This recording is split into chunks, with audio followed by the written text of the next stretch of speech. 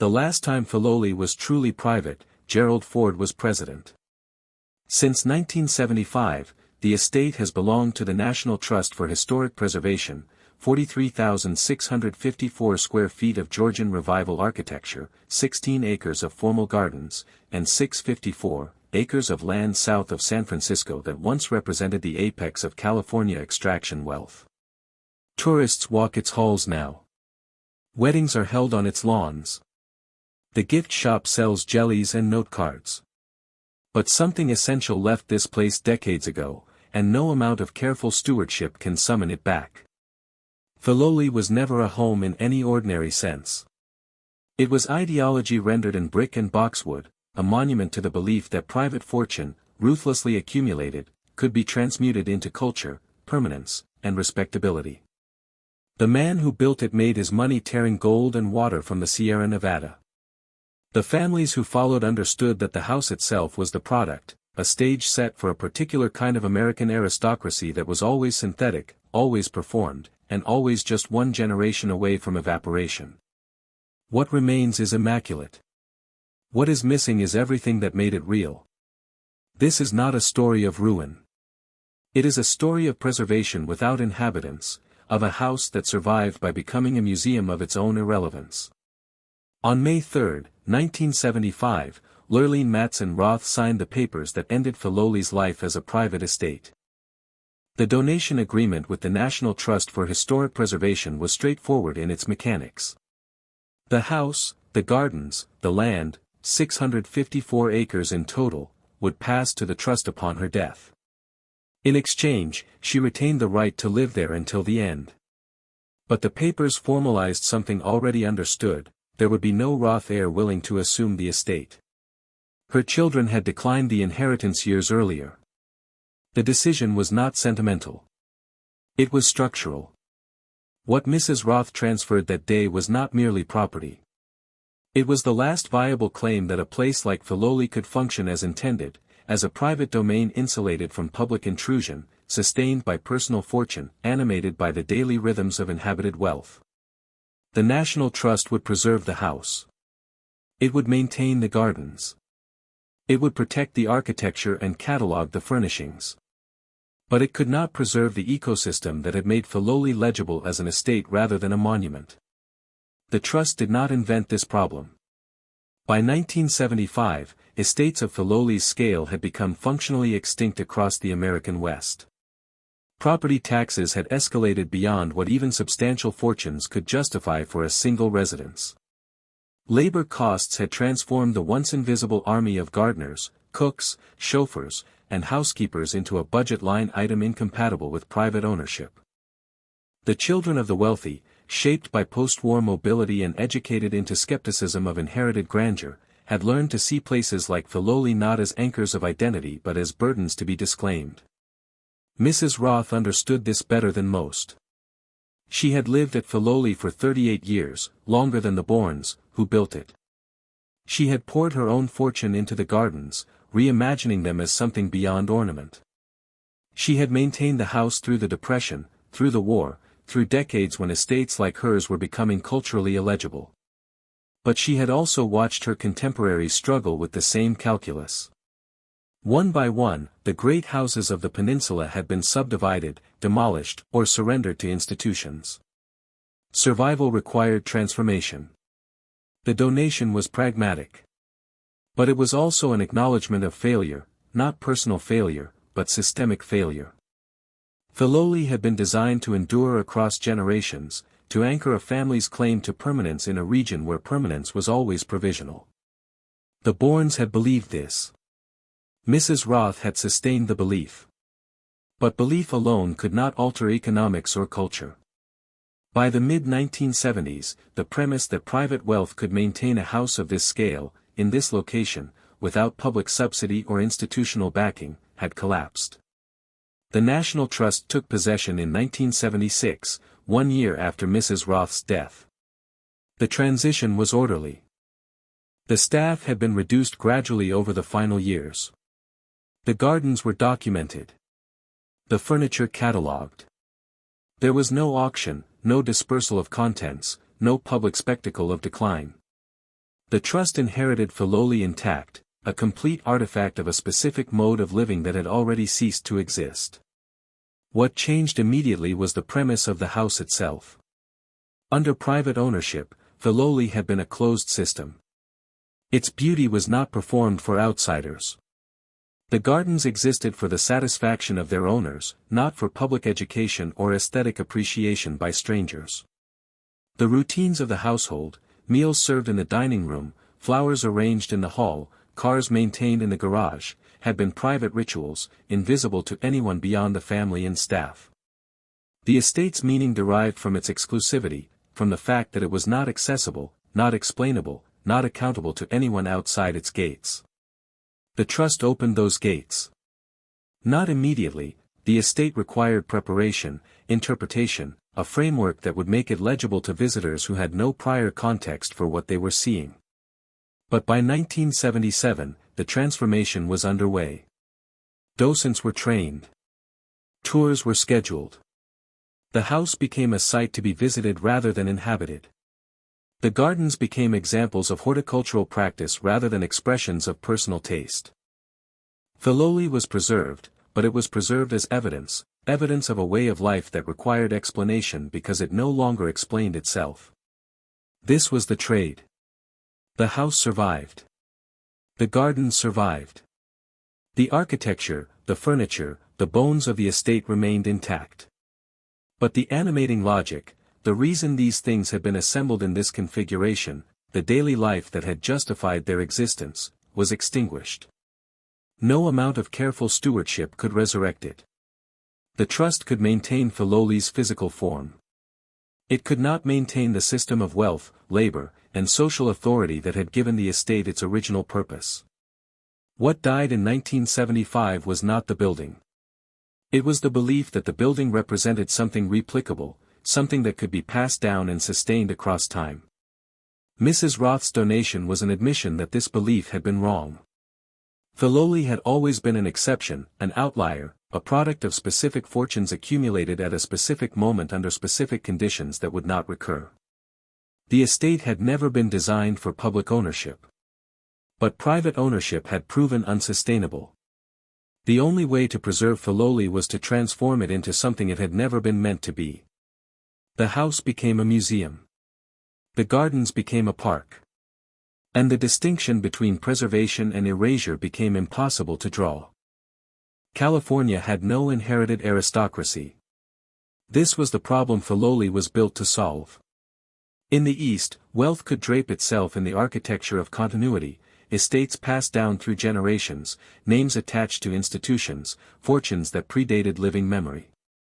The illusion of permanence was easier to maintain when the origins of wealth had receded into the past, when the violence of accumulation had been softened by time and repetition. But California's fortunes were new. The men who built them were still alive, and their methods were still visible. Gold extracted from mountainsides. Water seized from valleys. Railroads laid across seized land.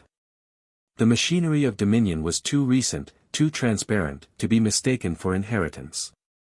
Filoli was an attempt to compress this timeline, to purchase, in a single transaction, the legitimacy that Eastern dynasties had accrued over decades. The house was not designed for comfort or practicality. It was designed to signal permanence. Georgian Revival architecture, imported from a tradition that emphasized order and restraint. Formal gardens arranged in the English manner, suggesting cultivation and stewardship rather than conquest. Rooms scaled for entertaining, for the performance of social authority, for the rituals that distinguished private wealth from mere money. The estate's name encoded this ambition. Filoli was an acronym drawn from William Bourne's personal credo: fight for a just cause, love your fellow man, live a good life. The motto was meant to suggest philosophy, values, a coherent worldview that extended beyond profit.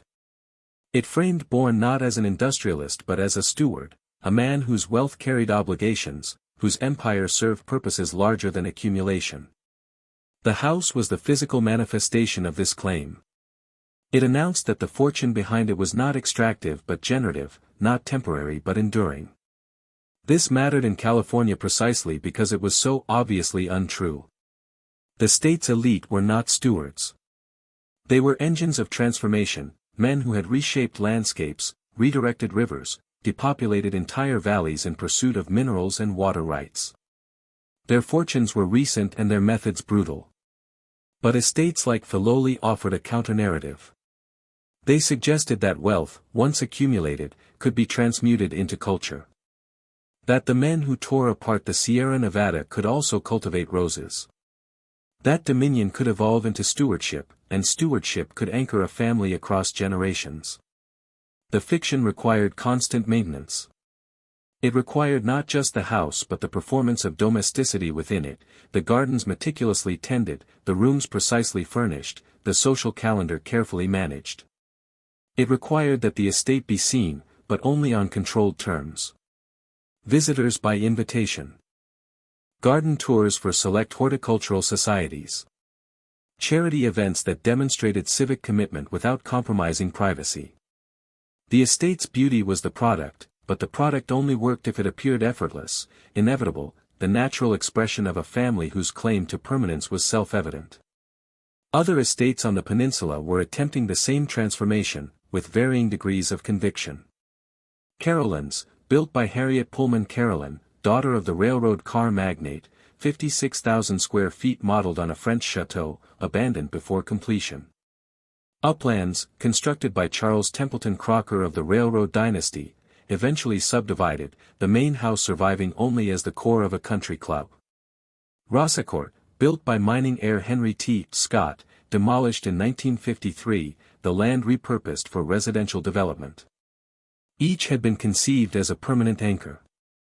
Each had failed to outlast the generation that built it. Filoli was different only in degree, not in kind. It survived longer because it passed through fewer hands, because Lurleen Roth committed her own fortune to its preservation, because the National Trust intervened before demolition became the only option. But the underlying problem was identical. The estates were not embedded in a stable system of inherited land and title. They were performances of stability, constructed by families whose wealth was recent and whose claims to permanence were aspirational rather than historical. The cultural work these houses performed was essential but fragile. They allowed California's new elite to distinguish themselves from the men who were still making their fortunes, the land speculators, the oil prospectors, the citrus barons whose wealth remained visibly tied to extraction and speculation. An estate like Filoli signaled arrival. It announced that the family behind it had moved beyond accumulation into consolidation, that they were no longer industrialists but stewards, that their wealth had achieved the solidity required for multi-generational endurance. But this signal depended on belief that the house would remain in the family, that children would inherit not just wealth but the obligation to maintain the estate, that the next generation would accept the burden of performance that came with ownership. When that belief collapsed, the house lost its meaning. A private estate without heirs was not an estate. It was a monument to miscalculation.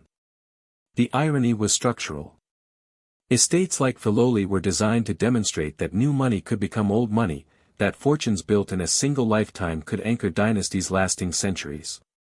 But the very conditions that made these fortunes possible, California's rapid industrialization, its speculative economy, its culture of transformation rather than preservation, ensured that the families who built them would not sustain them.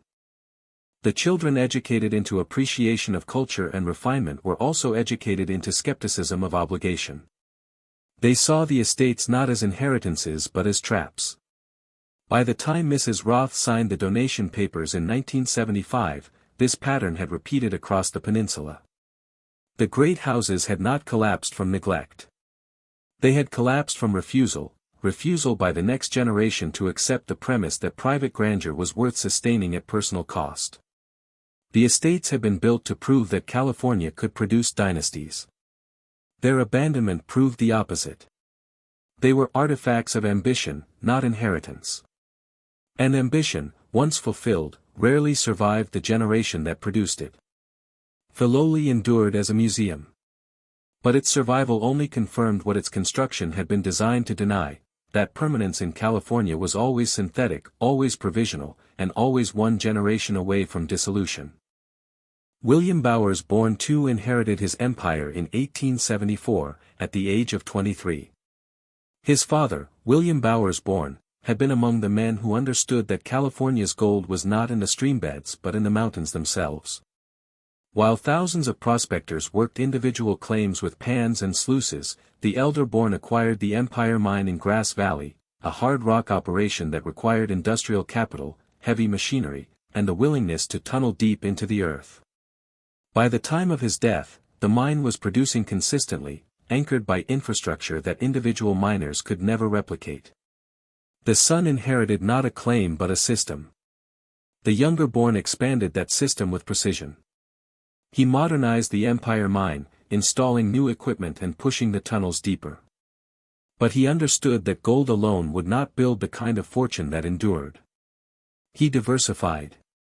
In 1876, he married Agnes Moody, daughter of a prominent San Francisco family. In 1877, he acquired control of the Spring Valley Water Company, which held the rights to water flowing into San Francisco from the Sierra Nevada watershed.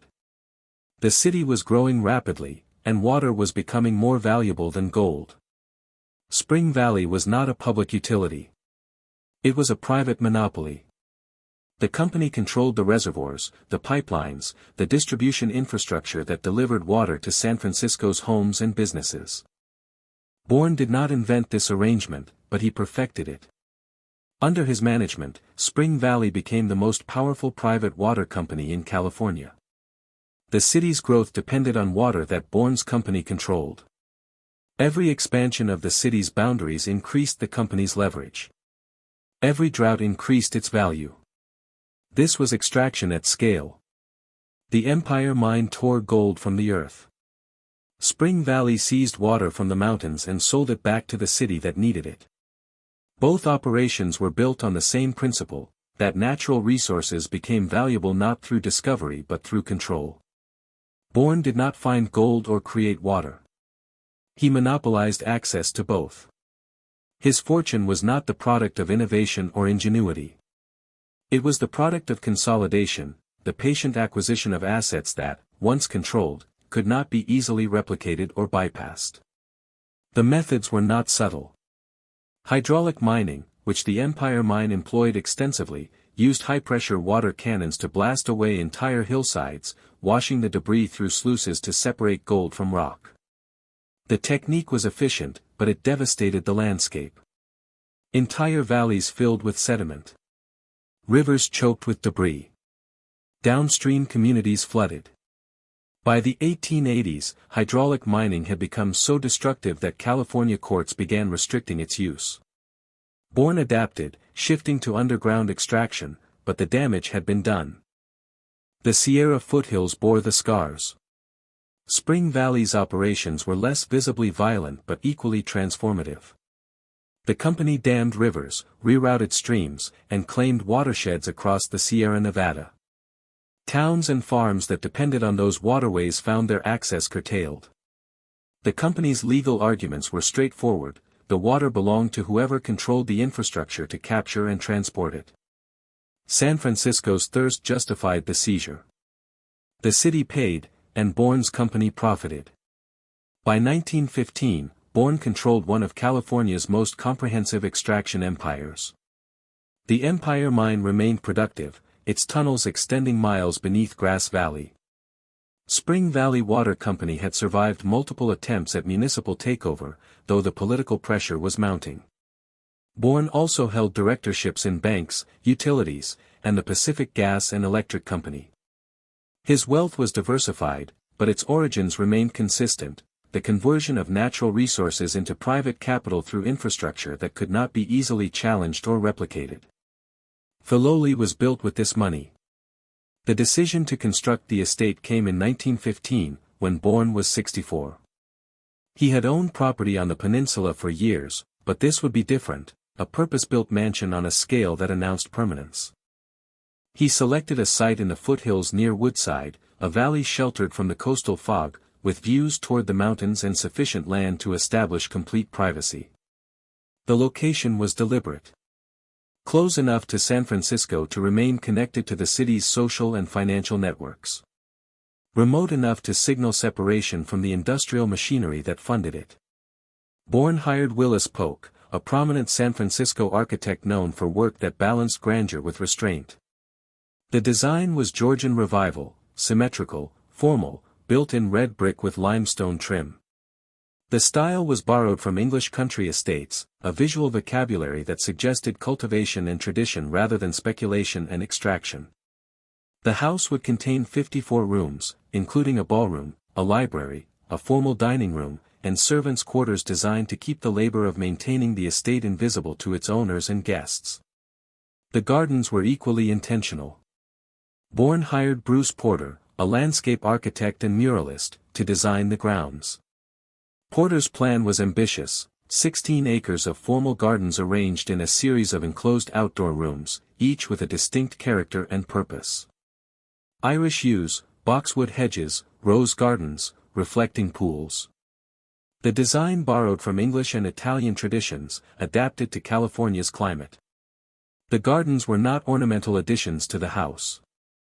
They were integral to the estate's purpose, proof that wealth could generate beauty, that the man who controlled water and gold could also cultivate refinement. Construction required 2 years. The house was completed in 1917. Bourne named it Filoli, encoding his personal motto into the estate's identity. The name suggested philosophy, but the house itself was more honest. It was a monument to control over land, water, labor, and the narrative of how wealth was meant to be understood. The fortune came from extraction. The house translated extraction into legitimacy. Bourne lived at Filoli for only 2 decades. He died in 1936, at the age of 85. By then, the Spring Valley Water Company had finally been forced to sell to the city of San Francisco, ending decades of private monopoly. The Empire Mine would continue operating under different ownership, but Bourne's direct involvement had ended years earlier. The estate, however, remained. It had outlived the industrial machinery that built it. This was the intent. The house was designed to obscure its origins, to stand as evidence that the fortune behind it had been something other than extraction, that it had been stewardship, cultivation, the exercise of dominion in service of something larger than profit. The argument was embedded in every brick, every hedge, every carefully proportioned room. But the argument required belief. And belief required that the house remain in the family, that it pass to heirs who would accept the obligation to maintain it. Bourne had no children. His wife, Agnes, inherited the estate. But she was already in her 70s, and the question of succession was unresolved. The house had been built to endure. Whether it could survive the transition to new ownership remained uncertain. Filoli required 37 people to function as intended. This was not the full household staff. Seasonal workers swelled the number during planting and harvest, and specialized tradesmen appeared as needed for repairs and maintenance. But the core staff, those employed year-round to sustain the estate's daily operations, numbered 37 by the early 1920s. They were divided into categories that reflected the house's hierarchy: indoor servants, outdoor staff, and the invisible labor force that maintained the infrastructure connecting the two. Inside the house, the structure was rigid. A butler managed the male staff and oversaw service in the public rooms. A housekeeper commanded the female staff and maintained the private quarters. Below them, footmen, parlor maids, chambermaids, a cook, kitchen maids, scullery maids, a lady's maid for Mrs. Bourne. Each position carried specific duties, specific hours, specific protocols. The staff lived on the 3rd floor or in separate quarters behind the main house. They wore uniforms. They used separate staircases. They were trained to move through the house without being seen, to anticipate needs without being asked, to perform labor that left no visible trace. The gardens required a larger workforce. A head gardener supervised the grounds, directing teams responsible for different sections: the rose garden, the uali, the sunken garden, the woodland plantings beyond the formal terraces. Maintenance was constant. Hedges shaped weekly. Lawns mowed by hand. Deadheading, weeding, seasonal planting. The garden's appearance of effortless perfection was the product of relentless, invisible labor. Visitors saw beauty. They did not see the 6 men working before dawn to ensure the rose beds looked untouched by human hands. Beyond the visible staff were the laborers who maintained the estate's infrastructure. Filoli was not connected to municipal water or power. The house drew water from springs on the property, stored in reservoirs and distributed through a private system that required constant monitoring. Power came from a generator housed in a separate building, attended by an engineer who ensured uninterrupted electricity. The estate had its own garage, its own workshop, its own storage facilities for coal, firewood, and supplies. Maintaining this autonomy required specialized knowledge and ongoing expense. The cost structure was substantial. Wages, uniforms, housing, food for the staff. Coal for heating. Gasoline for the cars. Supplies for the kitchen and the gardens. Property taxes on 654 acres. Insurance. Repairs. The estate was designed to be self-sustaining in its operations, but it was entirely dependent on external wealth to fund those operations. Filoli produced nothing. It consumed capital and converted that capital into performance, the performance of refinement, cultivation, and permanence. The Bournes could afford this.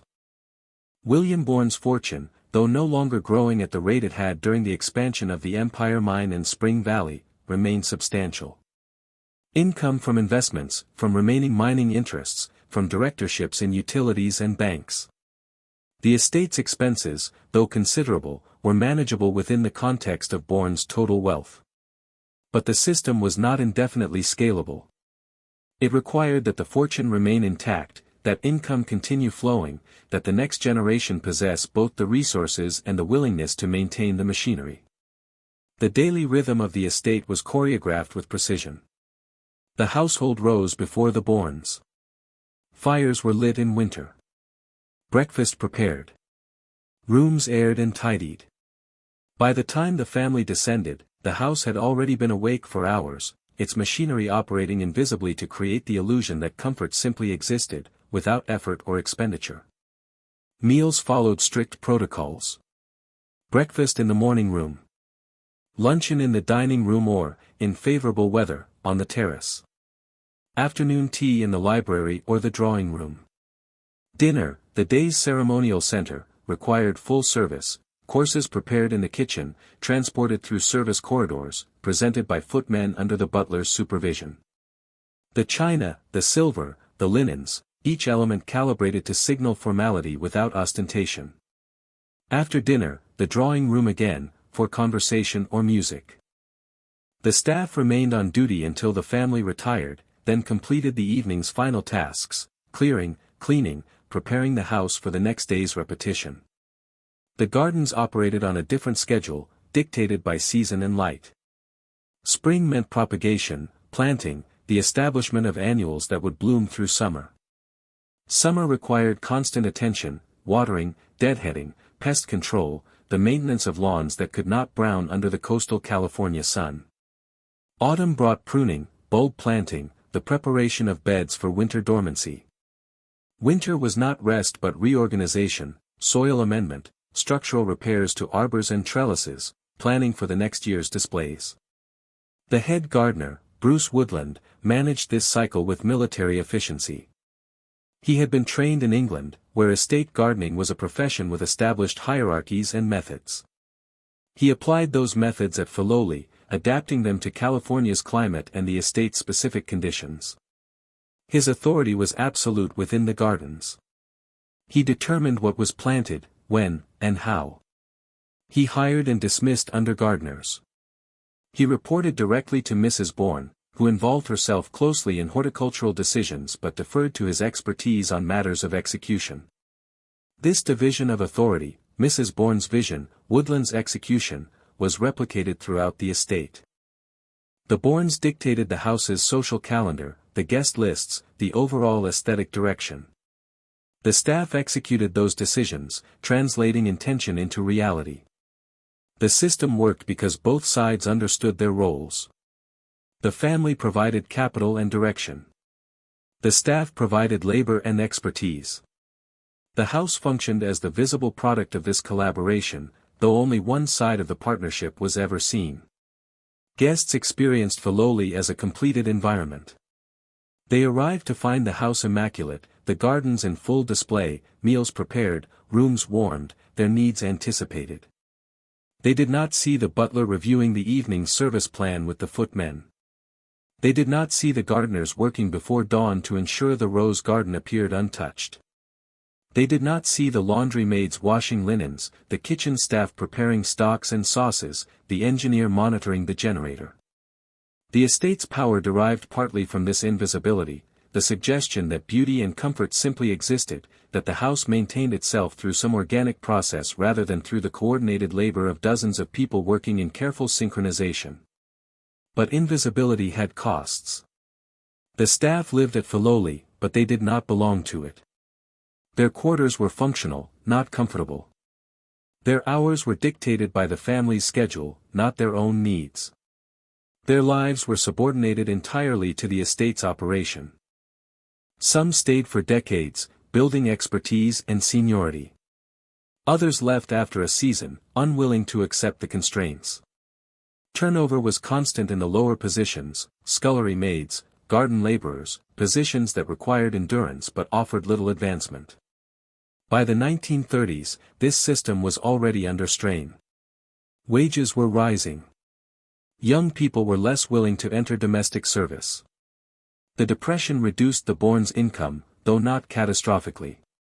The estate continued functioning, but the cost of maintaining it was becoming harder to justify. The machinery still worked. But the labor market that sustained it was beginning to contract, and the economic conditions that made estates like Filoli possible were quietly eroding. The house still looked immaculate. The erosion was not yet visible. Lurleen Matson Roth purchased Filoli in 1937, 1 year after William Bourne's death. She was 52 years old, a widow, and the inheritor of a different kind of California fortune. Her father, William Matson, had founded the Matson Navigation Company, which dominated shipping routes between California and Hawaii. Her late husband, William Roth, had expanded the family's holdings into retail, establishing a partnership that would eventually become part of the Matson Empire's diversified portfolio. The wealth was substantial, but it was not extraction wealth. It was transportation and commerce, industries built on movement rather than seizure, on facilitating exchange rather than monopolizing resources. Mrs. Roth did not need Filoli. She already owned a home in San Francisco and property in Hawaii. But she understood what the estate represented, and she wanted it. Not as a seasonal residence or an investment, but as a project, a place where her own vision could be imposed, where beauty could be cultivated as a deliberate practice rather than inherited as an obligation. She paid $75,000 for the house and land. The Bourne heirs were relieved to be free of it. What Mrs. Roth inherited was structurally sound but aesthetically incomplete. The Bournes had built the house and established the gardens, but their tenure had been interrupted by Bourne's declining health and eventual death. Agnes Bourne, his widow, had maintained the estate minimally during her final year of ownership, but she lacked the resources and the will to invest in its expansion. The gardens existed, but they had not achieved the refinement that the original design had anticipated. The bones were there. The full expression was not. Mrs. Roth brought capital and conviction. She retained Bruce Woodland as head gardener, recognizing his expertise and his institutional knowledge of the property. But she also asserted her own horticultural preferences, which were more ambitious than the Bournes'.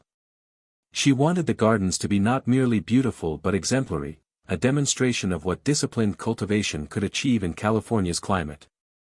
She expanded plantings, introduced new species, refined the geometry of the hedges and parterres. The gardens became her primary focus, the aspect of the estate where her influence would be most visible and most enduring. She also modernized the house, though her changes were restrained. Electrical systems updated. Plumbing improved. Furnishings refreshed to suit her taste, which leaned toward elegance without excess. She did not rebuild or expand the structure. She refined what existed, correcting inefficiencies and enhancing comfort without compromising the house's original formality. Her approach was curatorial. She treated Filoli as an artifact that required care, not transformation. The staff was reorganized under her ownership.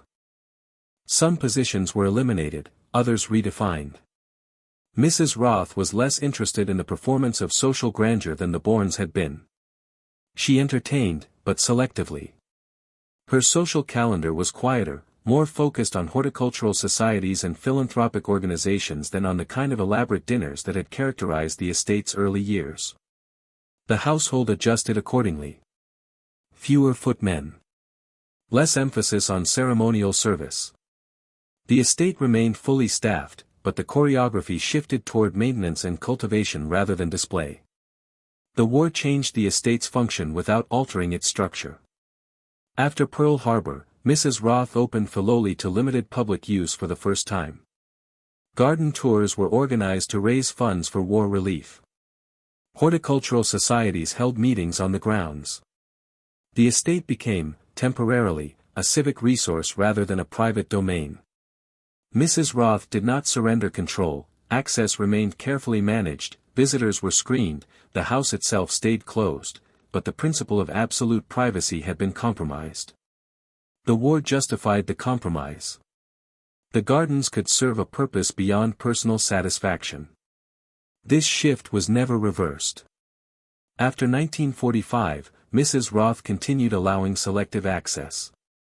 Garden clubs, botanical societies, charitable organizations, groups whose members could be trusted to appreciate what they were seeing without disrupting the estate's operations. The tours were infrequent and heavily supervised, but they established a precedent. Filoli was no longer entirely private. It was semi-public, a hybrid space where cultivation was still the primary purpose but education and demonstration had become secondary functions. Mrs. Roth's focus remained the gardens. By the 1950s, they had achieved a level of refinement that exceeded anything the Bournes had accomplished. The rose garden alone contained more than 500 varieties, arranged by color and bloom time to ensure continuous display from spring through autumn. The sunken garden featured perennials selected for their foliage as much as their flowers, texture and form prioritized over seasonal spectacle. The alleys were trimmed with geometric precision, their symmetry maintained through constant attention. This was horticulture as discipline. Mrs. Roth worked closely with Woodland and, after his retirement, with subsequent head gardeners to refine every element of the landscape. She studied plant catalogs, consulted with botanists, traveled to gardens in Europe and the East Coast to observe techniques and identify species worth introducing at Filoli. The gardens became her life's work, not a hobby but a vocation, pursued with the seriousness and rigor that her father had applied to shipping and her late husband to commerce. The cost of maintaining this vision was considerable. By the 1960s, property taxes on the estate had increased substantially. Labor costs had risen faster. The staff, though smaller than during the Bourne era, still required wages that reflected changing expectations. Social security, workers' compensation, insurance, expenses that had not existed when the house was built. The gardens alone consumed tens of thousands of dollars annually in labor, materials, and ongoing improvements. Mrs. Roth could afford it, but the expenditure was no longer casually absorbable. It required deliberate commitment of capital that might otherwise have been invested or preserved. Her children did not share her commitment. They visited Filoli occasionally, appreciated its beauty in abstract terms, but did not imagine themselves as its future stewards. They had been raised with wealth, but not with the expectation that wealth required the maintenance of estates. Their lives were mobile, modern, oriented toward careers and cities rather than land and legacy.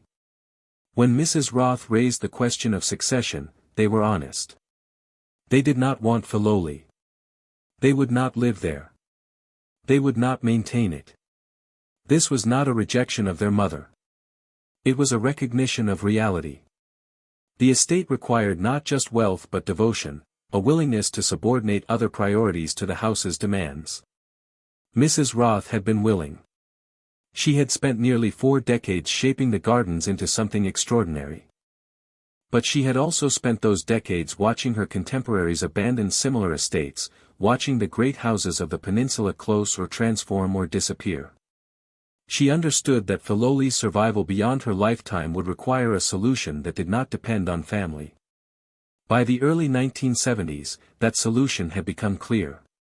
The National Trust for Historic Preservation had approached her years earlier, expressing interest in acquiring the estate as an example of early 20th-century California design and horticulture. Mrs. Roth had resisted initially, unwilling to surrender control while she could still maintain the property. But age and pragmatism eventually prevailed. In 1975, she signed the donation agreement. She would retain life tenancy. Upon her death, the estate would pass to the trust. The gardens would be preserved. The house would be protected. And Filoli would survive, though not as she had known it. She died in December 1975, 7 months after signing the papers. She had lived at Filoli for 38 years, longer than anyone else, longer than the estate had been designed to endure under single ownership. Her stewardship had been exemplary. But it had also been terminal. She was the last person who would ever inhabit Filoli as a private home. The crisis was not sudden. It accumulated across decades, invisible until it became insurmountable. Property taxes on the peninsula had been climbing steadily since the 1950s. Land that had been agricultural or undeveloped when Filoli was built had been subdivided, incorporated into municipalities, rezoned for residential and commercial use. As the region's property values rose, so did the tax assessments on remaining large estates. By 1970, the annual tax burden on Filoli's 654 acres had become a significant line item, not catastrophic for someone of Mrs. Roth's resources, but substantial enough to require conscious allocation of capital that could have been deployed elsewhere. Labor costs had escalated faster. In 1917, domestic service had been among the few employment options available to working-class men and women without specialized training. Wages were low, hours were long, and the social stigma of service was offset by the stability of year-round employment. By the 1960s, the equation had reversed. Industrial jobs paid better. Office work carried more dignity. The post-war economy had expanded employment opportunities to the point where domestic service was no longer a default choice but a last resort. This shift manifested in retention problems. Younger workers refused positions at estates like Filoli, viewing them as anachronistic and subordinating. Older staff retired and could not be replaced. Mrs. Roth had maintained a core team of longtime employees, but attrition was constant, and recruitment was increasingly difficult. The head gardener position alone turned over 3 times between 1960 and 1975, each departure requiring months to fill. The estate still functioned, but the ease of operation that had characterized earlier decades was gone. The broader cultural shift was harder to quantify but equally destabilizing. Private estates of Filoli's scale had once signaled cultivation and stewardship. By the late 1960s, they signaled excess. The political climate had changed. Wealth was scrutinized more aggressively. Inequality was debated more openly. Large private holdings, particularly those maintained primarily for personal enjoyment, were increasingly seen as indefensible, not just economically inefficient but morally suspect. This scrutiny did not manifest as direct opposition. No one protested outside Filoli's gates. No legislation specifically targeted estates of its type. But the cultural consensus that had made such places legible was eroding. The same newspapers and magazines that had once celebrated peninsula estates as examples of refined living now questioned the allocation of resources they represented. Why should hundreds of acres remain private when housing demand was escalating? Why should gardens employing dozens of workers exist for the benefit of a single family? Mrs. Roth was insulated from the most aggressive forms of this critique by her selective openness. The garden tours she had initiated during the war continued, expanded slightly in frequency and scope. She allowed horticultural organizations to use the estate for educational purposes. She donated to local charities and maintained cordial relationships with civic leaders. These gestures provided a degree of social license, a counterargument to accusations of pure self-indulgence. But they also represented concessions, acknowledgments that absolute privacy was no longer sustainable, that estates like Filoli required some form of public justification to remain viable. Her children's refusal to inherit was both cause and consequence of these pressures. They had been raised with wealth, but they had also been educated into skepticism of the social structures that wealth had historically sustained. They did not see Filoli as an inheritance. They saw it as an obligation they had not chosen and could not justify. The house required not just money but commitment, the willingness to devote one's life to maintaining a property whose purpose was increasingly unclear. The generational rupture was not unique to the Roths.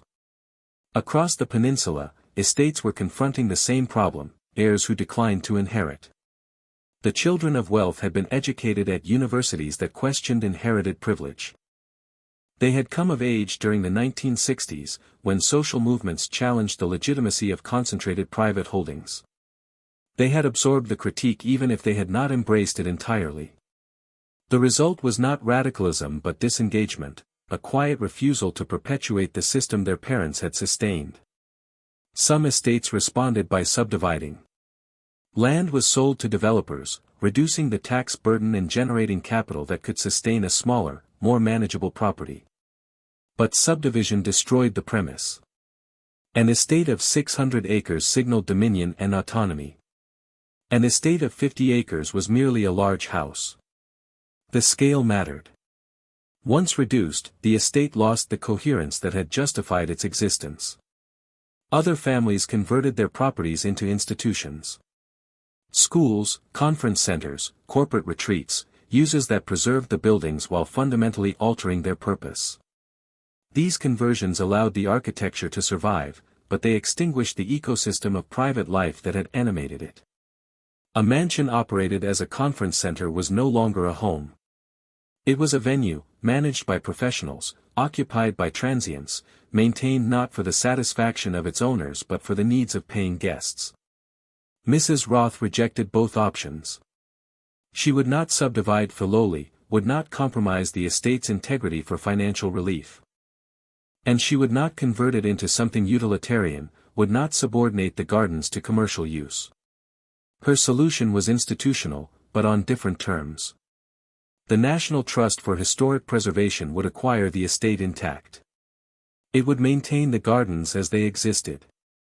It would preserve the house as an example of California design and horticulture. The estate would become public, but it would remain coherent. This choice reflected both pragmatism and resignation. Pragmatism because it was the only option that guaranteed survival.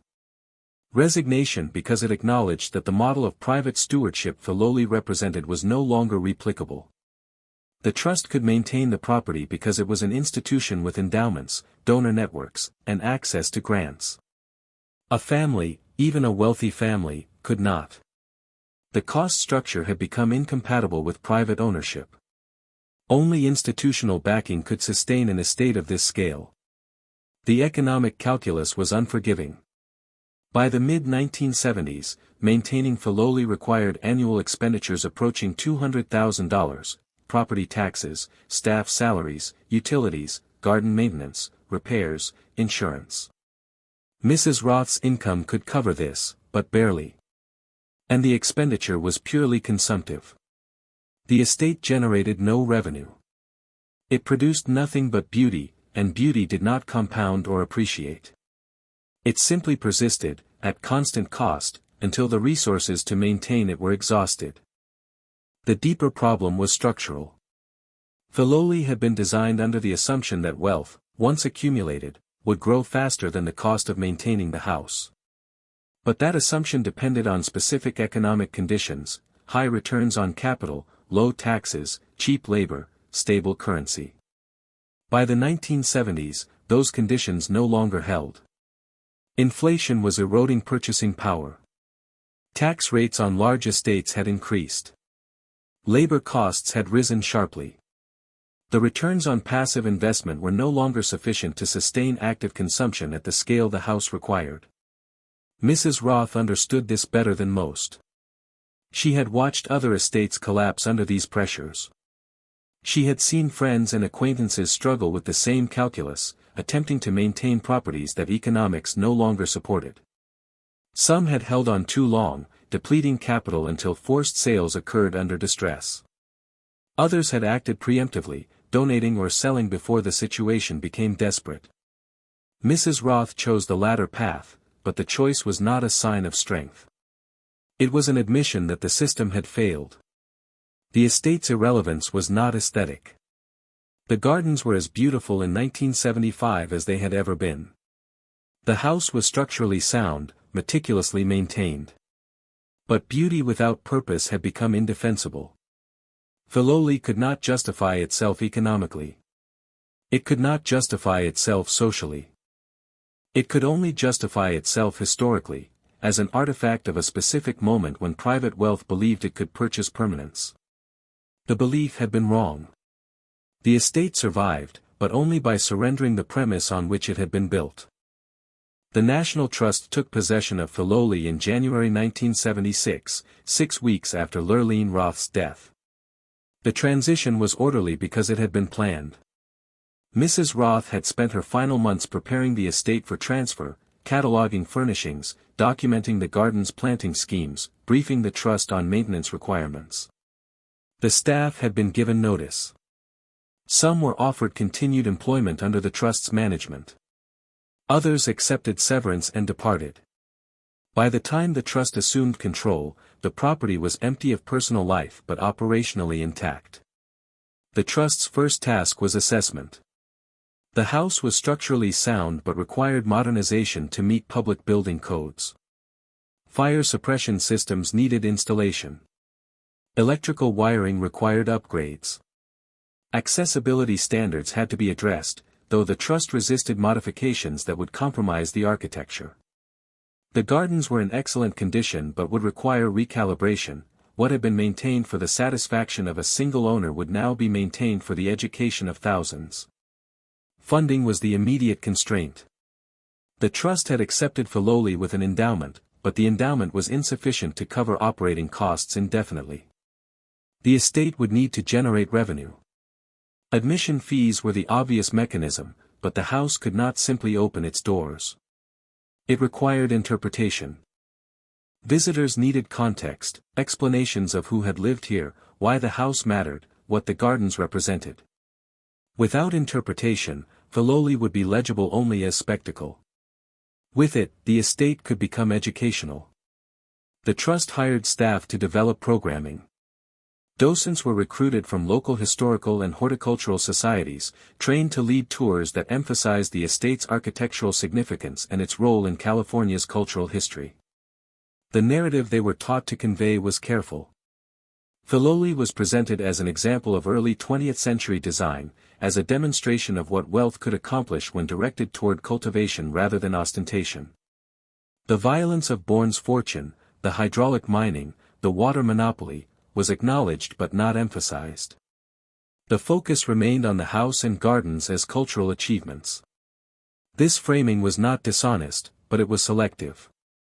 It treated the estate as a completed artifact rather than as the product of ongoing systems of extraction and labor.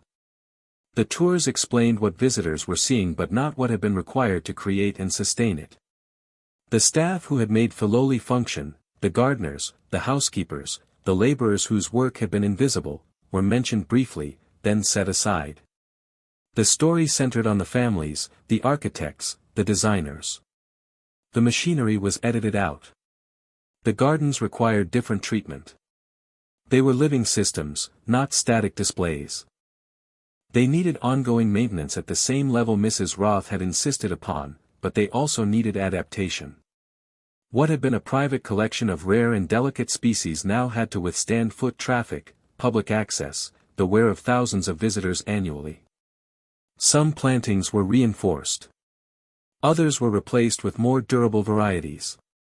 The head gardener, retained from Mrs. Roth's tenure, negotiated these changes carefully, attempting to preserve the garden's character while acknowledging their new function. The house opened to the public in 1977, 16 months after Mrs. Roth's death. Tours were scheduled twice daily, limited to small groups to minimize impact on the furnishings and structure. Advance reservations were required. Admission was charged, modest initially, but enough to establish that access was conditional, that Filoli remained a controlled environment despite its new status. The response was immediate. Garden clubs, historical societies, architecture students, audiences who understood what they were seeing and why it mattered.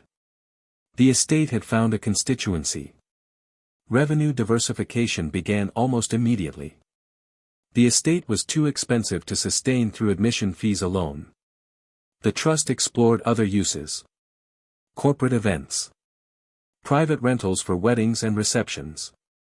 Filming locations for television and cinema. Each use generated income, but each also required negotiation between financial necessity and preservation priorities.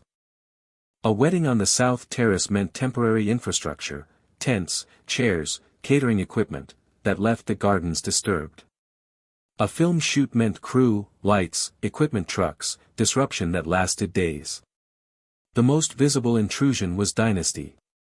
In 1981, the television series began using Filoli as the exterior for the Carrington Mansion, the fictional estate at the center of its narrative about oil wealth and family dysfunction. The arrangement was lucrative. The trust received substantial fees for each day of filming. But the association was problematic. Dynasty was spectacle, not history. It treated estates like Filoli as backdrops for melodrama, stripping them of context and reducing them to symbols of generic wealth. Millions of viewers saw Filoli weekly, but they saw it as fiction, as the stage set for a soap opera, not as the artifact of specific fortunes built under specific conditions. The trust accepted this compromise because it needed the money. By the mid-1980s, operating costs had escalated beyond initial projections. Deferred maintenance was becoming urgent. The roof required replacement. The garden's irrigation system needed upgrading. The endowment was insufficient. Revenue from tours, events, and filming kept the estate solvent, but it also transformed Filoli's identity. The house was no longer a private domain. It was a venue, a beautiful, historically significant venue, but a venue nonetheless. The staff expanded to meet these demands. Event coordinators. Marketing professionals. Development officers tasked with cultivating donors and corporate sponsors. The estate's operations became increasingly professionalized, managed not by families or long-time retainers but by non-profit administrators trained in institutional fundraising and public programming. This professionalization was necessary. But it also represented a shift in the estate's animating logic. Filoli had been built to serve its owners. Now it served its own preservation, and preservation required revenue, and revenue required uses that the original owners would never have permitted. The gardens remained the estate's most authentic element. They still required the same labor, the same attention, the same seasonal rhythms that Mrs. Roth had insisted upon. The head gardener and his team maintained standards that did not compromise for public access. Dead plants were replaced immediately. Hedges were trimmed with geometric precision. Seasonal displays were planned months in advance. The gardens looked, in many respects, as they had during Mrs. Roth's tenure. But they were no longer cultivated for private satisfaction. They were cultivated for public education, for visitor experience, for the production of beauty that could be photographed, admired, and monetized. This distinction mattered. A garden maintained for its owner is accountable only to that owner's taste and standards. A garden maintained for the public is accountable to visitors' expectations, to the institution's brand, to the narrative that justifies its preservation. The trust did not compromise quality, but it did impose purpose. The gardens existed not simply to be beautiful but to demonstrate what disciplined horticulture could achieve, to serve as an educational resource, to attract visitors whose admission fees sustained operations. Beauty became instrumentalized. The house underwent similar transformation. Rooms were roped off to protect furnishings from contact. Original textiles were replaced with reproductions when wear became visible. The library, which had functioned as a private study, became a space for small lectures and receptions. The ballroom, used sparingly during the estate's private era, hosted fundraising galas and corporate dinners. Each adaptation was reversible in theory, but collectively they altered the house's character. It looked historically accurate. But it was no longer inhabited. It was curated. By the 1990s, Filoli had stabilized financially. The combination of admissions, events, filming, and donor cultivation generated enough revenue to cover operations and modest improvements. The estate was secure. But security had come at the cost of transformation. The house and garden survived, but they survived as something fundamentally different from what they had been. The trust preserved Filoli's physical form. It could not preserve the ecosystem of private wealth and domestic life that had given the estate its original meaning. What remained was a simulation, not fraudulent, but incomplete. Visitors saw beauty, architecture, horticulture executed at the highest level.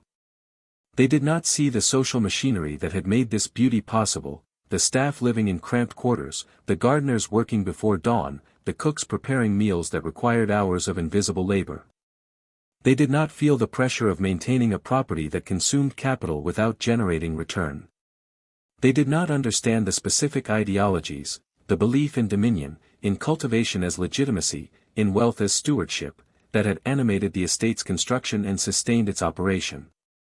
The trust provided historical context. It explained the Bourne's fortune, Mrs. Roth's stewardship, the estate's architectural significance. But explanation was not experience. The house was preserved, but the life that had justified its existence was irrecoverable. Filoli survived by becoming a monument to itself, a carefully maintained representation of a way of living that no longer existed and could not be resurrected. Walk through Filoli on any spring morning and the evidence is immediate: hedges trimmed to geometric precision, rose beds without a single weed, lawns manicured to pudding green smoothness. The sunken garden displays perennials arranged by height and bloom time, each plant staked and labeled. The allée of Irish yews forms a corridor so symmetrical it could have been measured with instruments. The reflecting pool mirrors the sky without a leaf floating on its surface. The standard of maintenance has not declined. In some respects, it has improved. The trust employs professional horticulturists who approach the gardens with rigor that matches, perhaps exceeds, what Mrs. Roth demanded. But the gardens no longer belong to anyone. They are maintained for a public that arrives in scheduled groups, walks designated paths, photographs specific views, then departs. The beauty is accessible, but it is also contained. Visitors experience the gardens as spectacle, something to be observed and appreciated but not inhabited. No one sits in the sunken garden for an afternoon of private reading. No one cuts roses for a table arrangement in the dining room. No one walks the grounds at dawn simply because they own them and can. The gardens exist for viewing, not for living. The house is similarly pristine. Every room is furnished as it would have been during the Bourne or Roth eras, based on photographs, inventories, and surviving documentation. The morning room contains period-appropriate seating, the correct style of lamps, reproductions of textiles that match the originals. The dining room table is set with china from the estate's collection. The library's shelves hold books that plausibly could have been read by the families who lived here. The attention to historical accuracy is meticulous. Yet the house feels evacuated. The furniture is arranged for display, not use. The chairs are positioned to allow visitor flow, not conversation. The beds are made but never slept in. The kitchen, once a space of constant activity, stock simmering, bread rising, staff preparing meals that required hours of coordinated labor, is now silent except for the docent's narration. The rooms look correct, but they lack the disorder of habitation, the book left open on a table, the coat draped over a chair, the accumulated evidence of daily life that distinguishes a home from a stage set. This is preservation's limitation. It can maintain objects but not the relationships that gave those objects meaning. A dining room exists not as furniture and china but as the site of meals, conversations, the performance of social rituals that reinforced family identity and status. Without those rituals, the room becomes a museum display, historically accurate but experientially hollow. The trust has preserved the container. The contents evaporated the moment the estate ceased being private. Visitors arrive with varying levels of understanding. Some come for the gardens, drawn by Filoli's reputation in horticultural circles. Others come for the architecture, recognizing the estate as a significant example of Georgian Revival design adapted to California's landscape. A smaller number come because they remember Dynasty, curious to see the real house behind the fictional Carrington mansion. Each group sees something different. None see what the estate was designed to be, a private domain where wealth translated into control, where beauty was not performed for outsiders but existed for the satisfaction of those who commanded it. The docents attempt to bridge this gap. Their tours provide historical context, explaining Bourne's fortune and Mrs. Roth's stewardship, describing how the estate functioned during its private years. But the explanations remain abstractions. Visitors hear about the staff of 37. They do not see those people working. They hear about the cost of maintaining the property. They do not feel the pressure of deciding whether to allocate capital to garden improvements or investments. They hear about the social rituals that once filled the house.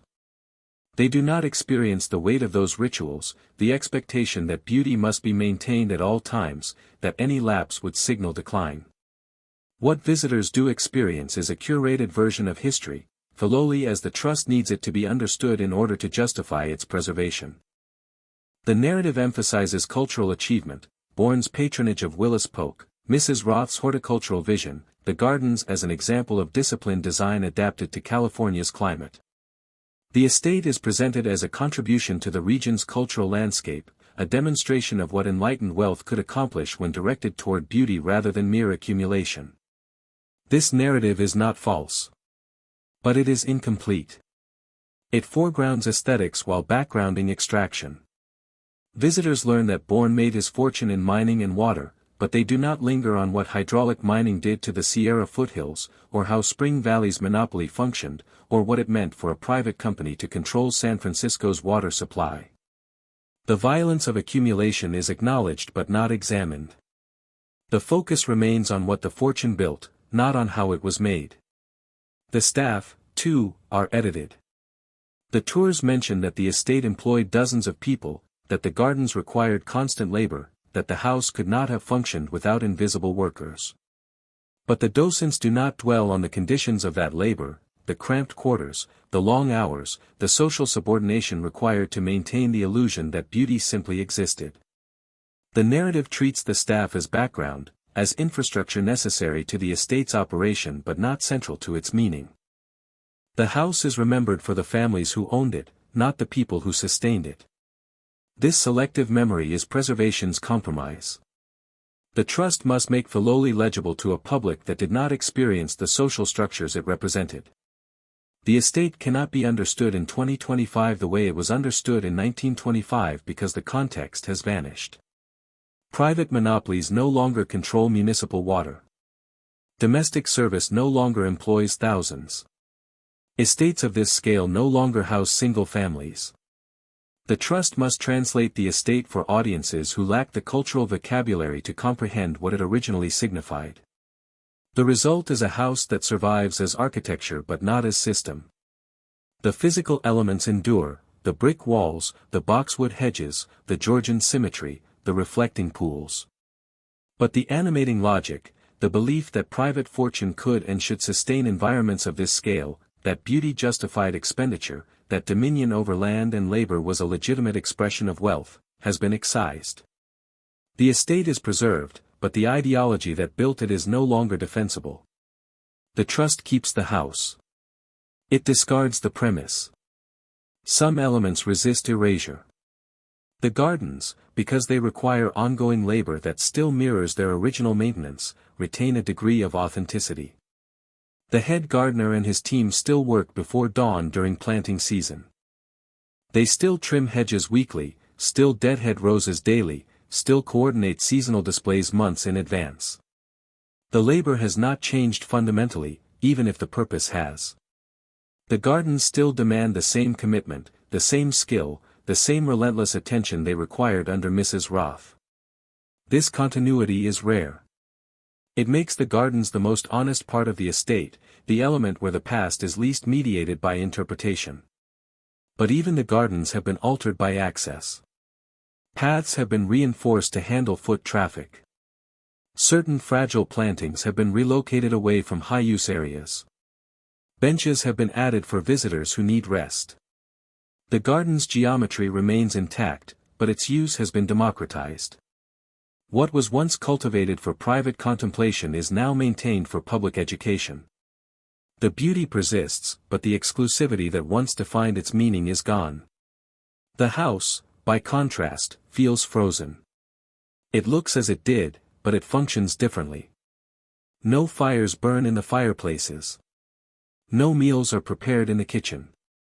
No one sleeps in the bedrooms or reads in the library or entertains in the ballroom. The rooms exist in a state of suspended animation, preserved but not inhabited, accurate but not alive. This is the limit of institutional stewardship. The trust can maintain Filoli indefinitely, can repair damage and prevent decay, can keep the house looking exactly as it did during its private years. But it cannot restore the one element that made the estate real, people living in it, using it, making decisions about it, pouring their resources and attention into its maintenance because they believed it mattered. What remains at Filoli is evidence. Evidence of fortunes that no longer exist in the same form. Evidence of labor structures that have been dismantled.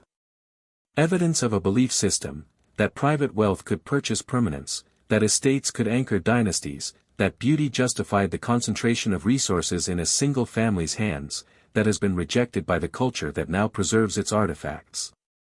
The trust maintains the evidence carefully. It cannot resurrect what the evidence represents. Visitors leave Filoli impressed by its beauty and disturbed by its emptiness. They see something extraordinary, but they also sense something missing. The house is too perfect, too still, too careful. It lacks the friction of daily life, the evidence of use and wear and ongoing habitation. It is a monument, not a home. And monuments, no matter how meticulously maintained, cannot fully convey the systems they were built to represent. They can only point toward what has been lost. Filoli was always precarious. This was true from the beginning, though the house was designed to deny it. The Georgian symmetry, the formal gardens, the borrowed vocabulary of English estates, all were intended to signal stability, to suggest that the born fortune was not recent but inherited, not extractive but generative, not provisional but permanent. The architecture announced dynasty. But dynasties require generations, and California's fortunes were built in single lifetimes by men whose methods were too visible, too violent, to be confused with stewardship. The contradiction was structural. Estates like Filoli depended on the belief that wealth, once accumulated, could be stabilized, that it could be converted from capital into culture, from extraction into refinement, from dominion into permanence. This conversion was supposed to happen through the house itself. The estate would anchor the family. The gardens would demonstrate cultivation. The social rituals performed in its rooms would establish legitimacy. Over time, the origins of the fortune would recede. The house would remain. But the conversion never completed. Bourne built Filoli at 64, after decades of mining and water monopoly had already established his fortune and his methods. The house could not erase what came before it. It could only offer an alternative narrative, that the man who tore gold from mountains and seized water from valleys was also capable of creating beauty, that extraction and cultivation were compatible rather than contradictory. The estate asked observers to accept that the fortune's origins were irrelevant, that what mattered was what the fortune built. California's elite accepted this argument because they needed to. They were all engaged in the same project, transforming new money into old money, translating speculative fortunes into dynastic stability. The Peninsula estates were collective performances of this transformation. Each house reinforced the others, creating a landscape where wealth appeared settled rather than restless, inherited rather than seized. The system worked as long as everyone participated. But participation required that the next generation accept the burden. They refused. Not through rebellion, but through indifference. The children of Bourne, of Roth, of the other peninsula families were educated into different assumptions. They attended universities that questioned inherited privilege. They came of age during decades when social mobility was presented as virtue and inherited wealth as anachronism. They absorbed the critique even if they did not embrace it fully. And they made pragmatic decisions. The estates were expensive, demanding, increasingly difficult to justify. Walking away was easier than inheriting. This refusal exposed the fragility of the entire structure. The estates had been built to anchor dynasties, but they could not create dynasties. That required willing heirs, children who saw the house as inheritance rather than obligation, who accepted that their lives would be subordinated to its maintenance. When that willingness evaporated, the houses became burdens. And burdens, no matter how beautiful, are discarded.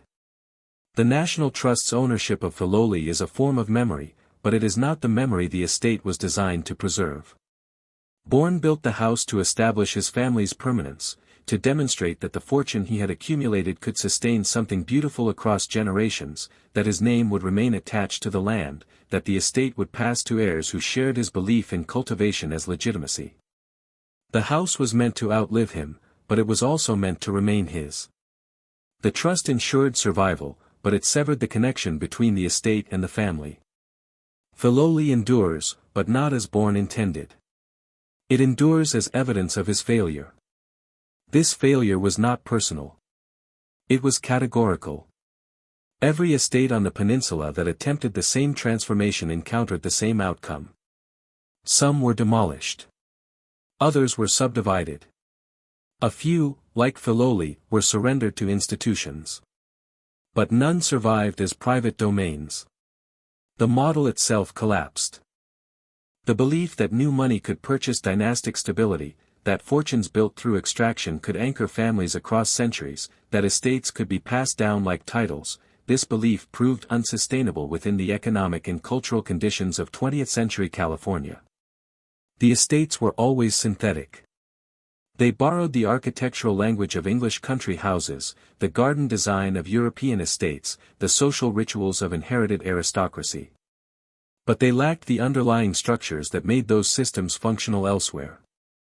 In England, estates were embedded in legal frameworks, primogeniture, entailment, titles tied to land, that protected them across generations. In California, no such frameworks existed. Estates were private property, subject to taxation, vulnerable to subdivision, dependent entirely on the willingness of heirs to maintain them. Without legal protection or cultural consensus, they could not endure. The fortunes, too, were different. English estates were often tied to land itself, rents from tenant farmers, income from agricultural production, value that compounded slowly but reliably over centuries. California fortunes were tied to extraction and speculation, mining, water, railroads, industries that generated enormous wealth quickly but did not produce stable, multi-generational income. Bourne's fortune was substantial, but it was not designed to sustain an estate indefinitely. It was designed to grow through reinvestment, through active management, through the kind of entrepreneurial risk-taking that had built it in the first place. Once that activity ceased, the fortune stabilized but did not expand.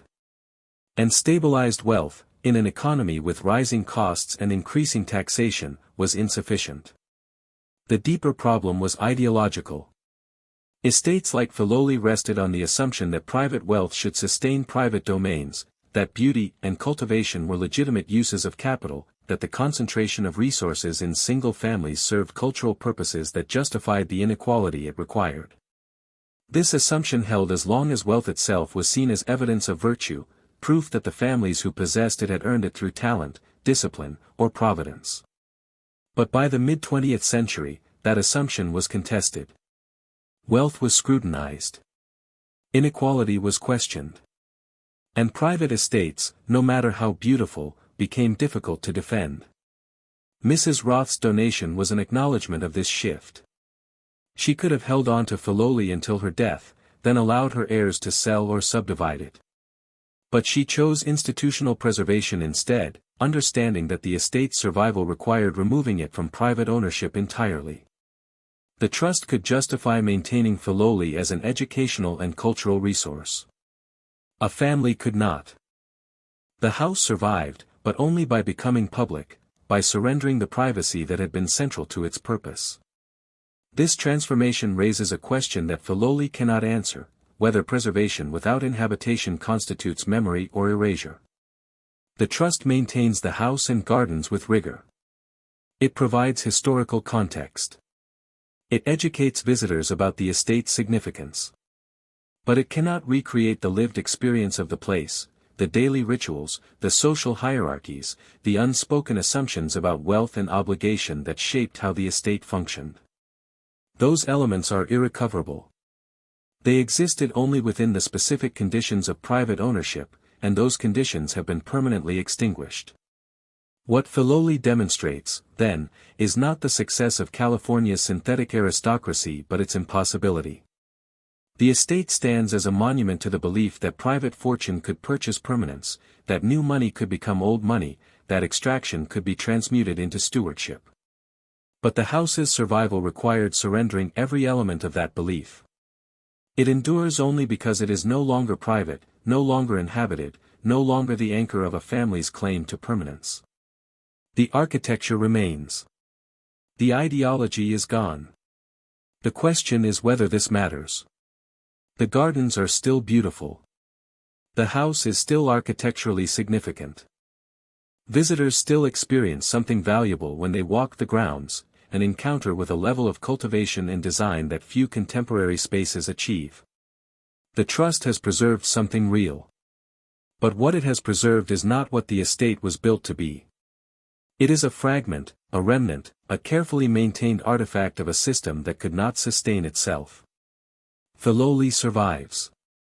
But it survives as proof that the ambitions it represented were always unachievable, that dynasties cannot be built in single lifetimes, that wealth cannot purchase permanence, that estates designed to anchor families across generations will, inevitably, outlive the families that built them and become the property of strangers. The house stands. The belief that justified its construction does not. And preservation, no matter how meticulous, cannot resurrect what has been fundamentally rejected.